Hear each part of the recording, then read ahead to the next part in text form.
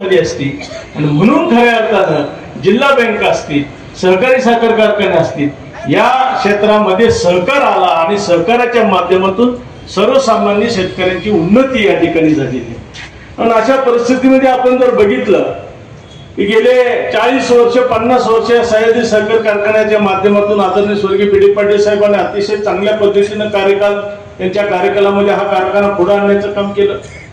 मग या ठिकाणी दराच्या बाबतीमध्ये सुद्धा सर्वांना बरोबर घेऊन जाण्याची भूमिका आणि अतिशय सूक्ष्म असं नियोजन अभ्यासू व्यक्तींनी ज्या पद्धतीने पीडी साहेबांनी या कारखान्याची निर्मिती केली तेच धोरण पुढे या ठिकाणी ठेवलं।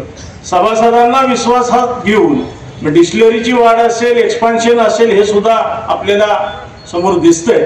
आणि हे करत असताना काही मंडळी राजकीय देशानं पिछाडलेली मंडळी या ठिकाणी या सह्याद्री कारखान्याच्या बाबतीमध्ये बऱ्याच वल्गना करत आहेत। मध्यंतरी 2 दिवस मी नव्हतो, परंतु मसूरच्या कार्यक्रमामध्ये बरंच काय बोलण्यात आलं। माझं आपल्याला एवढं सांगणं आहे की चांगली चाललेली सहकारी संस्था ह्या चांगल्या दृष्टीनं आपण त्याच्याकडे दृष्टिकोन ठेवला पाहिजे।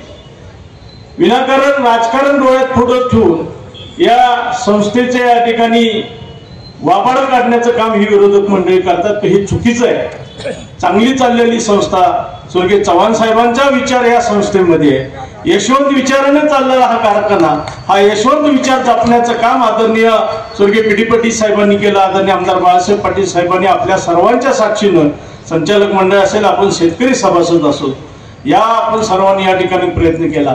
आणि म्हणून या ठिकाणी उद्या कशी आपल्यापुढे आव्हानं असू द्या, परंतु माझे सर्व सुज्ञ सभासद शेतकरी बांधवांना विनंती आहे की चांगल्या चाललेल्या कामाला, चांगल्या चाललेल्या संस्थेला आपण या ठिकाणी हातभार लावला पाहिजे। आपलं सर्वांनी पुढे होऊन या ठिकाणी आलं पाहिजे।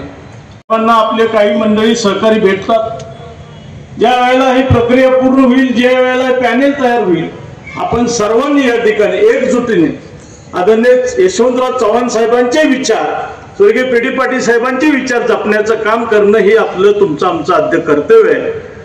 आम्ही या संपूर्ण उमरज पाल भागामध्ये सुद्धा आम्ही सर्व सहकारी या शेतकरी सभासदांना एक विश्वास साहेबांच्या माध्यमातून देऊ इच्छितो की हा कारखाना तुमचा आमचा कारखाना आहे। काही जणांनी वल्गना केल्या की प्रायव्हेट फॅक्टरी म्हणून या ठिकाणी पाहिलं जातं, पण माझी आपल्याला विनंती आहे, प्रायव्हेट कुणाला बांधलं जातं? आज आपण बघितलं असेल की खाजगी कारखान्याच्या बाबतीमध्ये काय परिस्थिती आहे। त्या खाजगी कारखान्याबद्दल बोलणं उचित नाही, परंतु कशा पद्धतीनं त्या ठिकाणी न्याय दिला जातो हे काय तुम्हाला नव्यानं सांगण्याचं या ठिकाणी नाही। आज सोमेश्वर कारखाना तुम्ही बघितलं असेल, एमडी साहेब इथं आहेत, त्यांनी सुद्धा अतिशय चांगल्या पद्धतीने त्या परिसरामध्ये कारखाना चालवण्याचं काम केलंय। माझे मेवणेच त्या ठिकाणी पुरुषोत्तम जगताप तिथे चेअरमन आहेत। सर्वांना विश्वासात सभासदांना घेण्याचं काम ज्या पद्धतीने आमदार बाळासाहेब पाटील साहेबांनी या कार्यक्षेत्रामध्ये हा कारखाना चालवला, राज्यामध्ये अग्रेसर असणारा हा कारखाना, आणि या कारखान्याची उंची तुम्ही आम्ही सभासदांनी वाढवलेली आहे।